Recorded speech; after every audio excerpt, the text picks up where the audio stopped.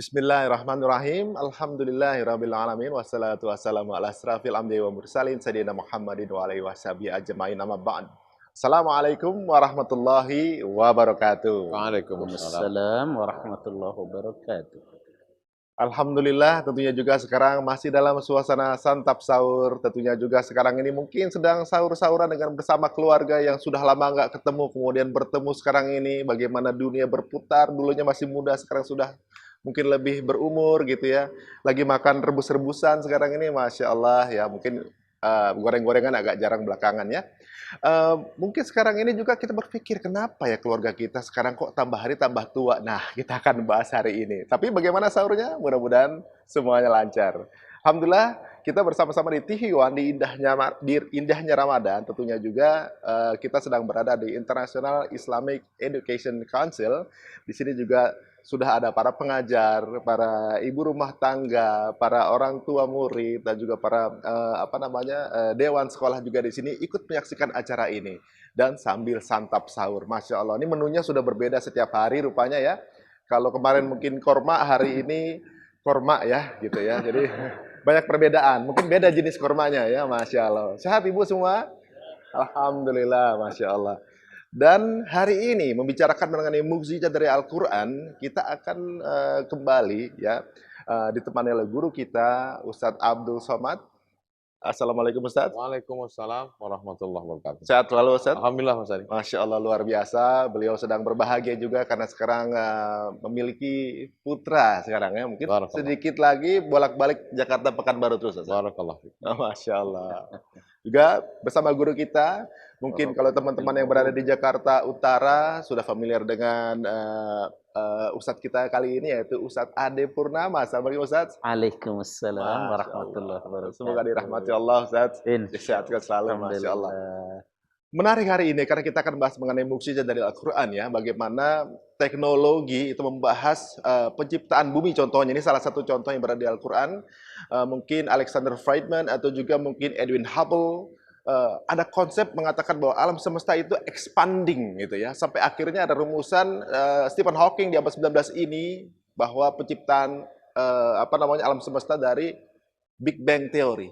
Ternyata 1400 tahun yang lalu Al-Quran sudah mengatakan seperti itu. Ini Masya Allah luar biasa. Ini satu di antara berbagai keajaban yang ada di dalamnya yang tidak bisa kita ingkari. Ini Masya Allah luar biasa. Nah, fakta seperti ini mungkin banyak jarang yang mengungkap Ustaz. Ini bagaimana Ustaz? Bagaimana mukjizat Quran terhadap alam semesta? Pada Ustaz. Bismillahirrahmanirrahim. Assalamualaikum warahmatullahi wabarakatuh. Waalaikumsalam warahmatullahi wabarakatuh. Alhamdulillah wassalatu wassalamu ala Rasulillah wa ala alihi wa sahbihi wa man tabi'ahu wa mawala. Mas Ari, guru kita semua, Al-Mukarram, Al-Ustaz Ade Purnama. Jamaah yang ada di hadapan saya, kita Masya Allah, tabarakallah, masih diizinkan untuk bertemu, bertatap muka di International Islamic Education Council. Jamaah TV One dimanapun berada. Dalam Al-Quran kita selalu dipesankan untuk mengambil pelajaran dari yang dekat-dekat aja dulu. Gak usah jauh-jauh. A'udzubillahi minasyaitonirrajim. Afala yanzuruna ilal ibili kaifa khuliqat. Mengapa mereka tidak melihat onta bagaimana diciptakan? Mengapa onta? Karena memang itulah makhluk yang terdekat pada mereka waktu itu. Ketika mereka buka pintu, yang pertama dilihat onta. Adapun kita sekarang, apa yang paling dekat? Tentu yang di hadapan bapak dan ibu, korma. Ya. Dalam Al-Quran diceritakan, ketika Maryam alaihissalam melahirkan anaknya Isa alaihissalam, apa kata Allah? Wahuzzi ilaiki bijiz'in nakhlati. Goncangkan pangkal batang pohon kurma yang ada di belakangmu. Waktu itu dia bersandar ke batang kurma. Tusaqit alaiki rutaban janiyya, maka akan gugur buah kurma dari atas. Ternyata Mas Ari,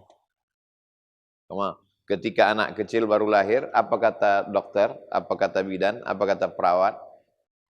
Yang paling bagus makanan untuk ibu baru melahirkan, kurma. Ini kalau dia ngaji. Kenapa? Karena semua seratnya, gulanya, proteinnya, kandungan-kandungan kesehatan yang amat sangat baik. Allah sudah bercerita tentang itu 14 abad yang lalu. Insyaallah. Padahal Nabi Muhammad SAW tidak terdaftar sebagai mahasiswa spesialis objin Iya, kandungan. benar.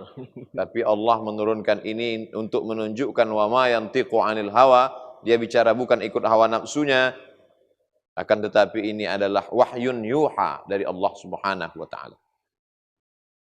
Rutaban janiyah, buah kurma yang turun dimakan oleh ibunya. Dan ketika Nabi Muhammad SAW sampai ke kota Al-Madinah Al-Munawwarah, datanglah seorang perempuan membawa anak laki-laki yang baru dia selahirkan. Nama perempuan itu Asma binti Abi Bakar. Baru melahirkan anak, diberi nama Abdullah ibnu Zubair ibnu Al-Awwam. Ketika dibawa ke Nabi, Nabi ambil kurma, Nabi kunyah. Lalu kemudian dimasukkan ke mulut si bayi. Kita kalau ditanya, kenapa melakukan ini? Sunnah. Kalau ditanya, apa kandungan yang ada di dalamnya? Jangan tanya-tanya. Pokoknya sunnah aja. Ternyata salah satu universitas di Kairo, Ain Shams University, meneliti, bayi yang baru lahir pindah ke tempat yang paling tidak nyaman dunia. Tempat yang paling nyaman adalah rahim yang ada, mohon maaf, dalam kandungan ibu. Ketika ibu mengandung di Afrika Utara, cuacanya sangat panas. Cuaca di Afrika Utara itu cuma dua, Mas Ari. Panas dan panas sekali. Oh. Ya, Tapi anak tetap adem, ayam, tentram, tenang di dalam. Dan kalau ada ibu yang hamil di kutub utara, kutub selatan, belum pernah kita dengar baca berita ada bayi yang keluar bulat-bulat beku karena kedinginan. Begitulah hebatnya Allah mengatur temperatur di dalam. Tapi begitu anak ini lahir janin, maka dia ada yang menggigil kedinginan. Bagaimana menghangatkan badannya? Kita masih bisa minum kopi. Ustadz, minum teh. Mumpung belum imsak. Siap. Bismillah. Oh iya. Mau bilang imsak ya? Bismillah. Tapi bayi tidak bisa kita kasih kopi, teh, apalagi bandre, Mas Ari. Maka bagaimana untuk menghangatkan badannya? Yang paling bagus menghangatkan badannya adalah cairan korma. Karena orang kalau kurang zat gula, dia akan bisa menggigil karena kurang tenaga, kedinginan. Maka begitu diberikan cairan korma, di samping ada barokah dari Nabi Muhammad SAW, tapi juga di dalamnya terkandung makna yang luar biasa. Ini baru dari korma, belum lagi yang lain. Nah sekarang, siapa negara yang paling punya kebun korma luas dan kita pun suka membeli memakannya? Korma apa ini? Besar. Ternyata bukan dari negara Islam. Orang Islam menjadi pemakan korma. Orang lain penyedianya. Maka ini pelajaran bermakna buat kita bahwa Allah Subhanahu wa taala menceritakan ini dalam Al-Qur'an supaya kita mengambil pelajaran. Mukjizat diambil dari kata ain, jim, zai, melemahkan. Melemahkan argumentasi akal manusia yang belum tertangkap oleh pikiran tapi sudah ada, maka dengan membaca Al-Quran bertambah iman. Wallahu a'lam. Masya Allah. Waduh, sepertinya ini akan menambah penasaran kita, akan banyak pertanyaan-pertanyaan yang akan timbul. Tolong disimpan dulu karena kita akan berikan sesi tanya jawab tersebut. Tadi sudah dijelaskan mengenai korma ya. Banyak sekali mungkin fungsi dari korma yang dijelaskan secara ilmu pengetahuan. Ada satu korma juga yang bikin kita mungkin terbuai. Korma irama. Mohon maaf itu plesetan. Jangan kemana-mana, masih di indahnya Ramadan TV One. Terlalu.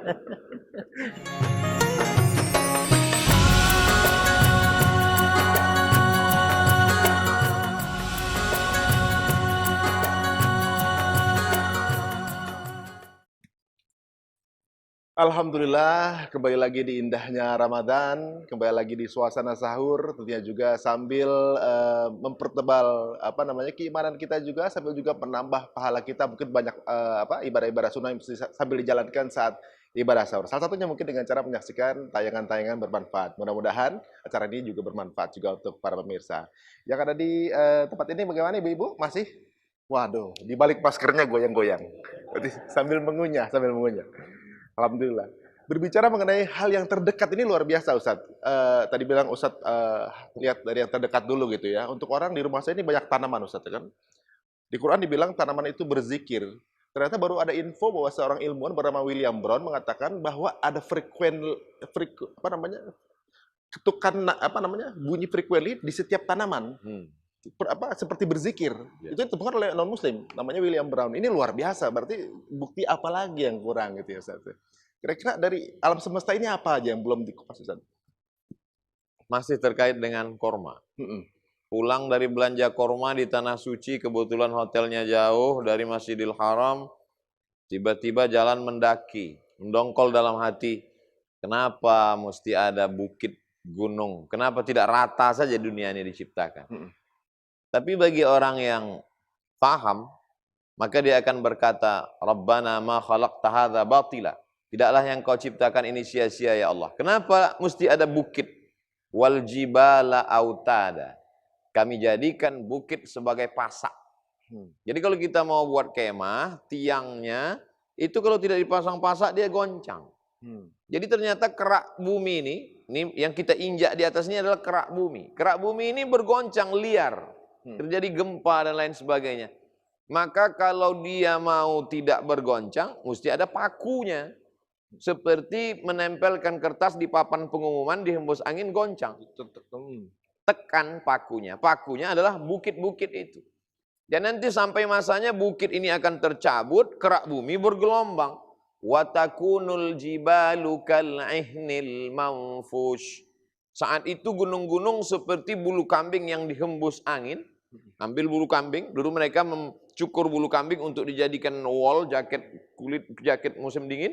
Bulu kambing sudah dipotong, tiba-tiba datang angin kencang. Begitulah gunung-gunung ini akan dihembus angin.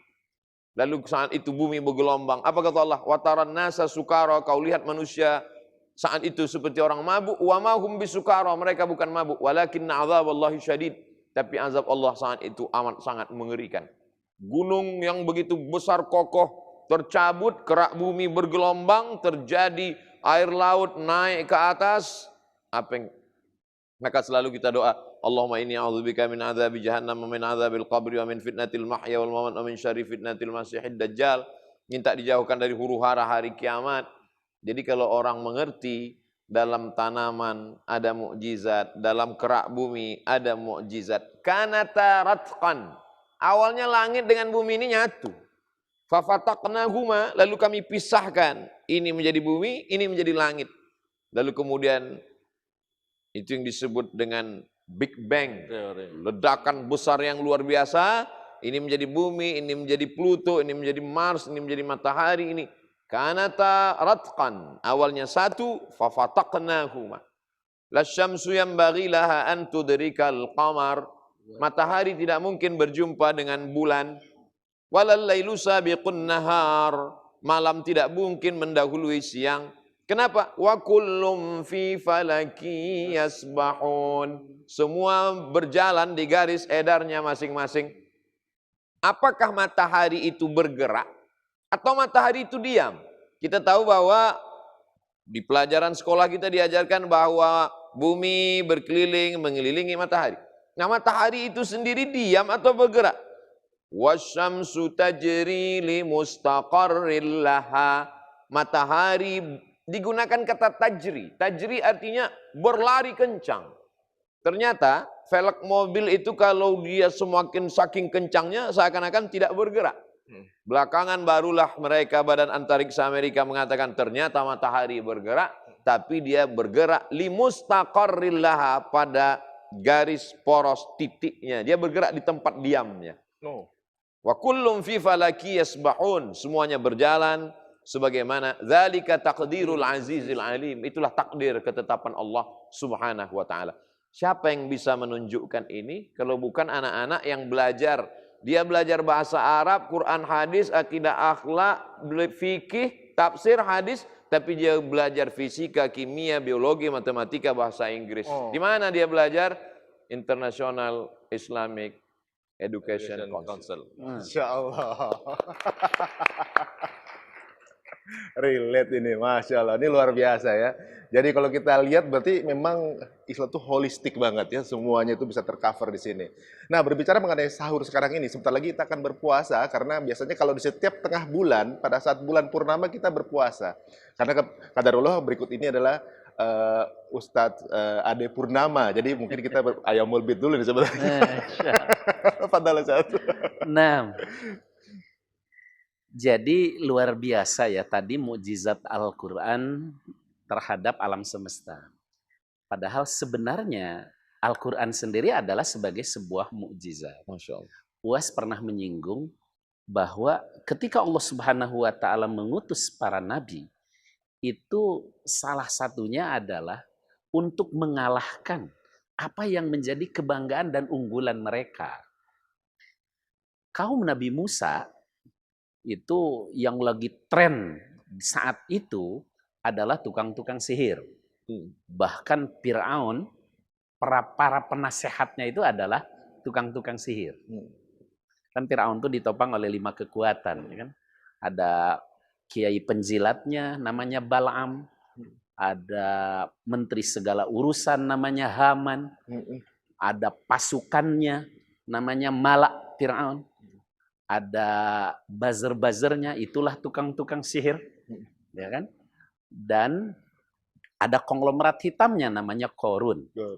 Ketika Nabi Musa diutus, karena yang dihadapi adalah tukang-tukang sihir, buzzer-buzzernya saat itu, maka Musa menampilkan yang lebih canggih daripada sihir. Ketika tukang sihir itu melemparkan tali-tali menjadi ular kecil, Musa dengan 1 kali lemparan tongkatnya menjadi ular besar yang menghabiskan semua. Demikian juga Nabi Isa. Saat itu yang menjadi unggulan mereka, kebanggaan mereka adalah dunia pengobatan. Maka Allah Subhanahu wa Ta'ala memberikan mukjizat kepada Nabi Isa juga adalah yang mengalahkan mereka. Maka Nabi Isa diberikan mukjizat bisa menyembuhkan yang buta, menyembuhkan yang kusta, menghidupkan yang mati biiznillah. Tentu semua itu berdasarkan izin Allah Subhanahu wa Ta'ala. Nah, Kanjeng Nabi Muhammad SAW, bangsa yang dihadapinya saat itu adalah yang maju secara sastra, penyair-penyair canggih. Ya. Dan dunia saat itu peradabannya relatif maju karena ada 2 superpower, yaitu Rum dan Persia. Maka Allah Subhanahu wa Ta'ala kemudian memberikan kepada Kanjeng Nabi Muhammad SAW mukjizat yang membekali dakwahnya adalah yang mengalahkan kehebatan syair-syair mereka. Sehingga Walid bin Mughirah, ya, Abu Sufyan dan petinggi-petingginya itu ketika mendengarkan Quran mereka mengatakan ini bukan karya Muhammad. Ini dari yang pasti dari Tuhannya Muhammad. Dan diam-diam mereka sering mengintip kalau Kanjeng Nabi sedang sholat malam. Karena mereka merasakan nikmatnya ketika Quran dibacakan. Dan inilah rahasia kenapa Kanjeng Nabi dilahirkan dari menjadi seorang yang ummi. Nggak bisa baca, nggak bisa tulis. Sehingga ketika beliau ada karya besar, orang tidak bisa menuduh ini karya Muhammad. Nah ini mukjizat itu yang pertama dari sisi keindahan bahasa. Dan yang kedua dari sisi ilmu pengetahuan. Seperti apa? Nanti akan disampaikan. Waduh. Wallahualam. Kita ditinggalkan menggantung rupanya ini, jadi tambah penasaran nih ya. Wah, sepertinya kalau masih penasaran, ya ditahan makan sahurnya, disuap lagi setelah kita kembali di indahnya Ramadan TV. Wah, jangan kemana-mana. Insya Allah. Insya Allah.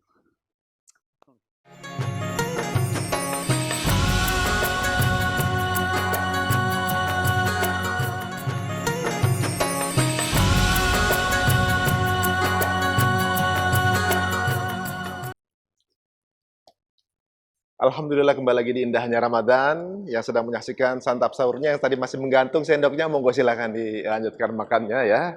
Alhamdulillah yang di tempat ini sudah piring ketiga. Ya insya Allah mudah-mudahan puasanya lancar. Amin. Ini menarik uraian dari Ustaz Ade Purnama sebelum segmen ini ya. Bagaimana ternyata para petinggi yang belum memeluk Islam dulu sebenarnya menikmati lantunan Al-Quran yang dibacakan Rasulullah SAW. Ada berbagai pertanyaan dalam pikiran saya, ketika mereka menikmati, kenapa mereka nggak kemudian menjadi Muslim? Atau mungkin mau dilanjutkan dulu kisah itu, Ustaz? Sepertinya menarik, Ustaz. Alhamdulillah, syahadu la ilaha illallah wa syahadu anna Muhammadar Rasulullah amma ba'du. Jadi tadi saya sampaikan ada dua kemukjizatan Al-Quran. Yang pertama adalah dari sisi keindahan bahasanya. Itu mengalahkan syair-syair mereka. Ada cerita menarik Kang Ari, suatu ketika juru bicara Quraisy, itu Walid bin Mughirah, Abu Sufyan, dan Abu Jahal. Ketiga orang ini yang paling keras penentangannya kepada Islam yang dibawa Kanjeng Nabi, diam-diam mereka sering mengintip Rasulullah SAW ketika beliau sedang melakukan sholat malam. Karena kalau sholat malam itu sudah diperintahkan khusus untuk Kanjeng Nabi sejak turunnya surah Al-Muzammil. Qumil laila illa qalil. Nah, diam-diam mereka suka ngintip bacaan Quran yang dibacakan Kanjeng Nabi. Kalau sudah selesai mereka buru-buru pulang. Ketemu di pertigaan. Lalu mereka saling mencela. Oh lu, diam-diam lu doyan lu. Oh lu juga. Gitu. Mereka saling mencela. Sehingga kemudian, ayo deh besok gua kagak datang dah. Nah besok malamnya, gejolak hati untuk mendengarkan keindahan Al-Quran yang dibacakan Kanjeng Nabi itu tak terdandingin lagi. Dan mereka berpikir temannya nggak datang. Gitu. Maka kemudian mereka datang lagi. Selesai mendengarkan, ketemu lagi. Rupanya tiga-tiganya pikirannya sama. Sampai 3 kali dalam riwayat disebutkan. Dan akhirnya mereka kemudian muahadah berjanji untuk tidak datang kembali selama-lamanya. Karena memang kalaupun kita renungkan, memang Quran itu indah. Jangankan mereka-mereka yang memahami sastra. Gitu. Kita aja yang bukan ahli bahasa, apalagi ahli sastra Arab, ketika Quran didengarkan tuh enak. Coba deh surat-surat pendek yang kita hafal aja kalau direnungkan, ya kan?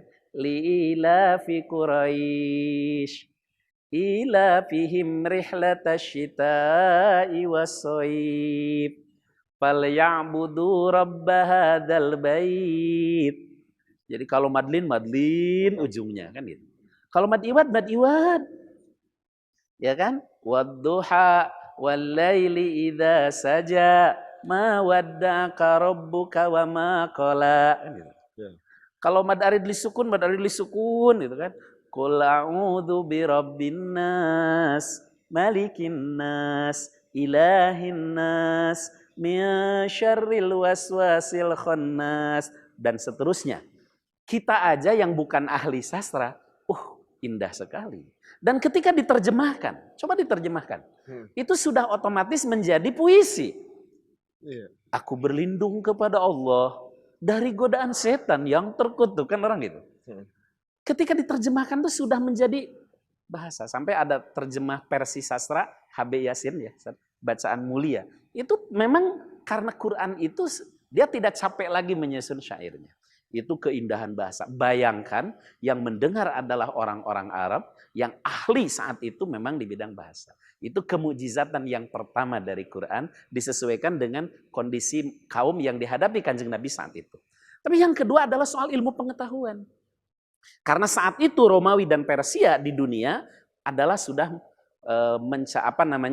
secara peradaban relatif sudah maju. Mereka superpower saat itu. Maka Quran juga berisi mukjizat ilmu pengetahuan yang luar biasa. Ya, contohnya misalnya tentang penciptaan manusia. Itu kan begitu rinci. Ya, tapi di surat yang pendek. Walaqad khalaqnal insana min sulalatin min tin. Tsumma ja'alnahu nutfatan fi qararin makin.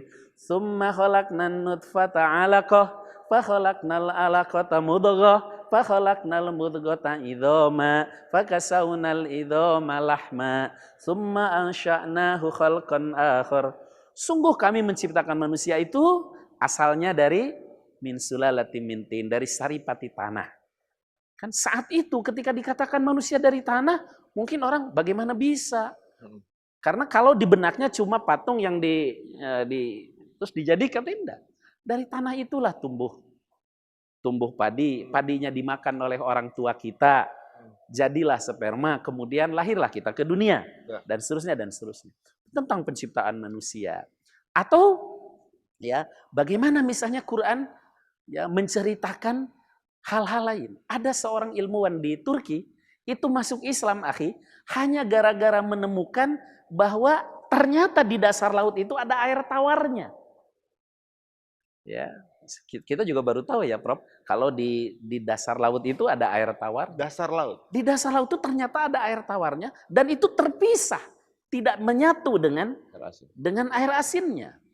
Nah, dia pulang ke laboratoriumnya, ke perpustakaannya, dia bongkar semua buku-buku, tidak menemukan. Tapi kemudian dia menemukan buku Usang, The Holy Quran. Usang dalam artian sudah cetakan lama. The Holy Quran, ketika dibaca, ternyata kemudian menemukan hada milhun ujad, ya, wa hada adzabun furat, wa bainahuma barzakhun la yabghiyan. Apa dia bilang? Tidak mungkin buku tua ini bercerita tentang sesuatu yang baru saya temukan kalau bukan dari penciptanya. Masya Allah. Dia masuk Islam. Seorang profesor ahli oceanologi di Turki. Jadi Quran sudah bicara dari dulu bahwa di dasar laut itu ada air tawarnya yang terpisah, tidak nyatu dengan air asinnya. Dan ternyata kemudian sang profesor baru menemukannya di kemudian hari. Itu contoh lain betapa mukjizat Al-Quran tentang ilmu pengetahuan. Insya Allah mukjizat Al-Quran tentang ilmu pengetahuan itu akan tergali insya Allah. Sehingga tak lama lagi ya al-mustaqbal lihadadin, masa depan dunia ini insya Allah di tangan Islam. Insya Allah. Masya Allah, luar biasa ya. Waduh, tepuk tangan nih Ustaz nih, Masya Allah. Banyak juga membuka insight kepada kita ya. Apalagi ilmu pengetahuan terbaru juga saya belum lama membaca bahwa manusia diciptakan dari tanah, tentang unsur kimia tanah dan manusia itu sama ternyata. Ini Masya Allah, Al-Quran ini luar biasa. Sebentar lagi untuk yang penasaran mengenai Al-Quran ini dan juga hubungannya dengan alam semesta, kita akan berikan kesempatan untuk pertanyaan. Jangan kemana-mana, Anda masih menyaksikan indahnya Ramadan di TV One.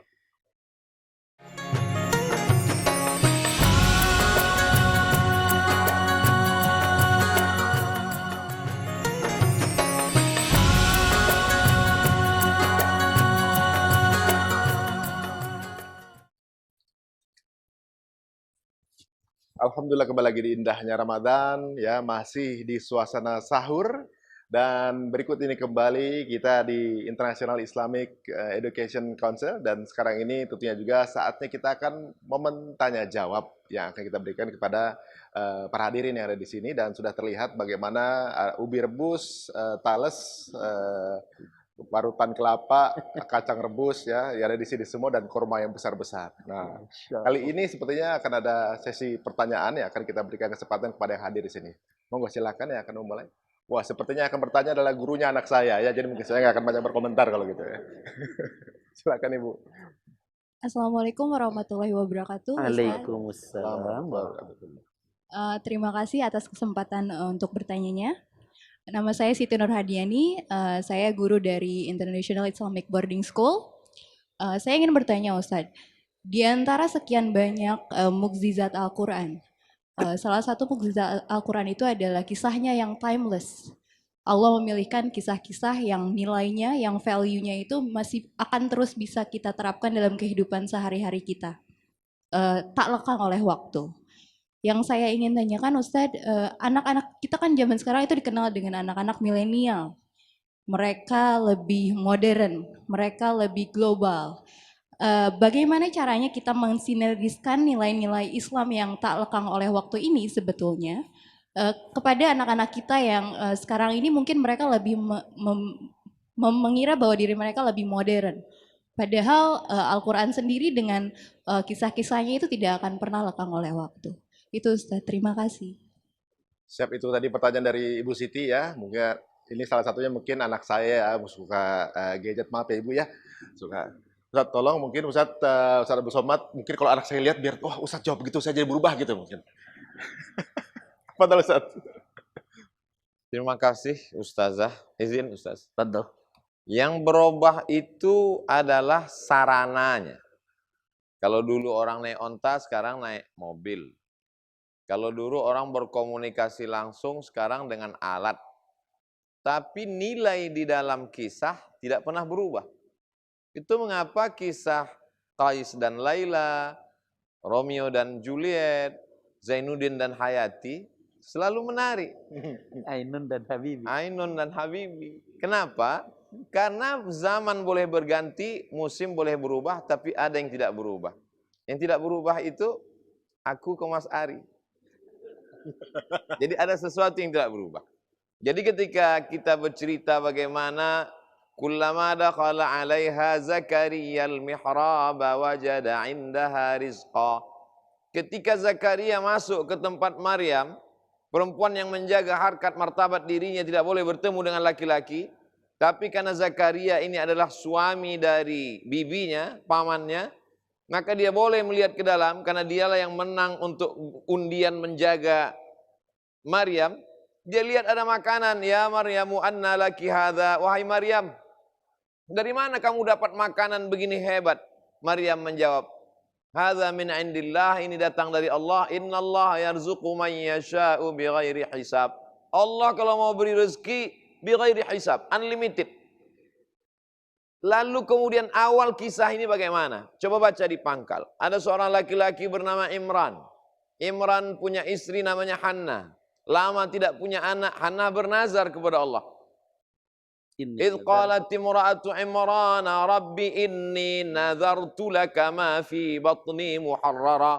Ya Allah, aku bernazar, kalau aku punya anak, maka anak yang ada dalam kandunganku ini akan aku jadikan muharrar. Dalam tafsir disebutkan muharrar artinya khalisan li khidmati Baitul Maqdis. Dia tidak kerja apapun, dia hanya akan menjadi penolong agamamu ya Allah. Ternyata kalau kau serahkan anakmu untuk menolong agama Allah, maka dia akan lahir terjaga, akhlaknya baik dan rezekinya dijamin oleh Allah Subhanahu wa taala. Tapi kan saya tidak bisa bicara itu ke anak TK. Andai dikumpulkan anak TK, wahai anak TK, ingatlah kisah bagaimana Zakaria. Mereka nggak peduli. Tapi insya Allah Mas Ari Untung akan membuatkannya dalam bentuk animasi. Amin, Ustaz. Wallahu a'lam. Amin. Waduh, Masya Allah. Ini sebuah kode dari Ustadz untuk kita buatkan seperti story-nya ya. Mudah-mudahan terlaksana. Amin. Ya Rabbal Alamin. Pertanyaan berikutnya, Pak Dol, silahkan. Mungkin akan, ini perwakilan dari Bapak-Bapak. Ya. Terima kasih. Terima kasih Pak Ari Untung. Saya Ziri Novian, Prinsipal SMA International Islamic High School di Jakarta. Assalamualaikum warahmatullahi wabarakatuh. Waalaikumsalam. Yang terhormat Ustaz Somad, Ustaz Ade. Ada yang menarik tentang mukjizat Al-Quran di dalam ilmu pengetahuan. Tentunya ilmu pengetahuan itu adalah mempermudah manusia dalam melakukan aktivitas kesehariannya. Di antaranya yang terbaru terkait dengan masalah kita saat ini adalah saum, yang menjadi nama baru yang ditemukan oleh Profesor Yosinari, autopagi, yang mendapatkan hadiah Nobel. Itu sebenarnya kan bukan barang baru bagi Islam. Namun, kita sebagai pemeluk agama Islam yang bolak-balik menghatamkan Quran, tidak menemukan ayat-ayat yang demikian dahsyatnya, mujizat-mujizat yang demikian dahsyatnya, sehingga justru yang menemukannya dari beberapa cerita tadi adalah orang-orang, non-muslim, yang kemudian mereka menjadi mu'alaf menemukan itu. Ditemukannya Fir'aun oleh profesor dari Perancis, dan dia kan bahwa ini temuan terbaru, yaitu adanya tenggelam di Laut Merah. Ditanyakan para cendekiawan Muslim, itu sudah 14 abad yang lalu, itu sudah ada cerita itu. Jadi pertanyaan saya adalah bagaimana kita bisa mengajak semua umat untuk kita jadi penemu, karena kita yang punya kitabnya. Semoga dengan temuan itu bisa memberikan kemanfaatan bagi umat. Kurang lebih mohon maaf. Wassalamualaikum warahmatullahi wabarakatuh. Waalaikumsalam warahmatullahi wabarakatuh. Ini luar biasa pertanyaannya. Bagaimana nih menurut Ustadz Ade mengenalkan kepada justru yang Muslim sendiri untuk lebih tertarik, dan juga justru invention mestinya datangnya dari saudara kita sama Muslim. Izin Prof. Terima kasih, pertanyaan yang luar biasa ya. Inilah tantangan kita dan inilah tugas dunia pendidikan Islam ya. Bagaimana kita mampu mengungkap rahasia-rahasia Al-Quran itu. Saya ingin sedikit mengulas termasuk pertanyaan Ibu tadi. Jadi memang hari ini kita para guru itu dituntut kemampuan untuk mampu menganalisa lebih dari apa yang terjadi. Sebagai contoh, peristiwa Isra Mi'raj misalnya, ya kan? Kenapa dari tahun ke tahun dalam peringatan Isra Mi'raj yang diceritakan itu hanya apakah yang Isra Mi'raj itu jasadnya saja, ruhnya saja, atau ruh dengan jasad? Dari dulu itu aja yang diputar-putar oleh para mubalighin. Atau soal rebut tawar jumlah rokaat. Dari mulai 50, Ya kan? Terus turun sampai akhirnya 5 rakaat. Itu saja yang diputar-putar, tidak pernah berubah. Padahal ada pesan-pesan yang luar biasa. Satu contoh sederhana misalnya adalah Palestina. Tempat Kanjeng Nabi SAW dulu melakukan Isra Mi'raj yang diabadikan dalam Al-Quran. Hari ini dalam cengkeraman Yahudi, Israel, laknatullah, kok itu yang pesan itu kadang tidak tersampaikan. Ketika Rusia menginvasi Ukraina, dunia olahraga semua protes, rame-rame boikot Rusia. Tapi kenapa tim Israel selama ini bebas saja bertanding? Ya kan tidak pernah diprotes. Maka pemain Persib kemarin yang asal Palestina itu, si Rashid, dia tidak mau membawa tulisan stopware. Kenapa? Lah negara saya dari dulu diserang kok Israel tidak pernah diprotes. Jadi ada ketidakadilan di sini. Itu contoh sederhana. Nah, padahal itu pesan dari Isra Mi'raj, kita bisa berangkat sana. Contoh lain, Isra Mi'raj itu terjadi di saat apa? Di saat Kanjeng Nabi SAW sedang berduka. Bayangkan, dakwah masih sangat berat dilakoni, pengikut masih sedikit, itu pun lebih banyak yang du'afa. Tiba-tiba benteng dakwah 2 orang, istri beliau tercinta Ibu Khadijah, benteng finansial, dan pamannya, benteng secara keamanan, wafat. Saking sedihnya beliau sampai dalam sejarah, tahun meninggalnya Ibu Khadijah dan paman beliau Abu Thalib ini disebut Amul Hazni, tahun duka cita, tahun kesedihan. Dalam kondisi beliau menghadapi masalah besar, kemudian beliau sedang berduka, Allah Subhanahu wa taala kemudian mengisra mi'rajkan beliau yang oleh-olehnya adalah sholat. Nah kan harusnya ini ketika disampaikan kepada anak didik kita berbunyi adalah ketika kita menghadapi persoalan besar atau kesedihan yang mendalam, maka sholatlah. Karena ketika kita mendekat kepada yang maha tinggi, semua masalah menjadi kecil. Ketika kita mendekat kepada yang maha besar, semua masalah jadi sepele. Itu contoh-contoh sederhana. Jadi bagaimana memang kita para guru ini dituntut kemampuan ketika mengemas. Tadi kata Ustadz, substansinya tetap. Tapi cara mengemas kita yang kemudian harus lebih maju lagi. Dan ini diperlukan tentu sarana-sarana yang luar biasa. Demikian juga soal mukjizat Al-Quran. Di kemujizatan Al-Quran itu insya Allah akan semakin tergali. Disinilah memang tantangan bagi kita para guru.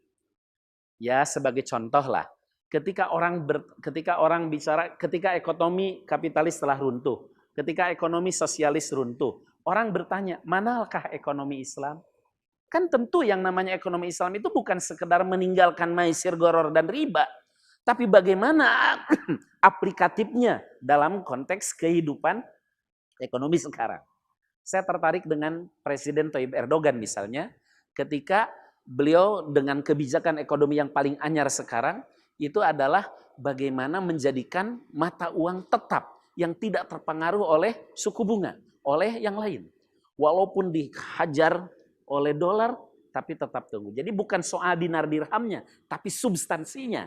Bahwa nilai tukar itu tetap dan tidak boleh kemudian diatur oleh bunga. Wallahu a'lam bishawab. Masya Allah, luar biasa ini.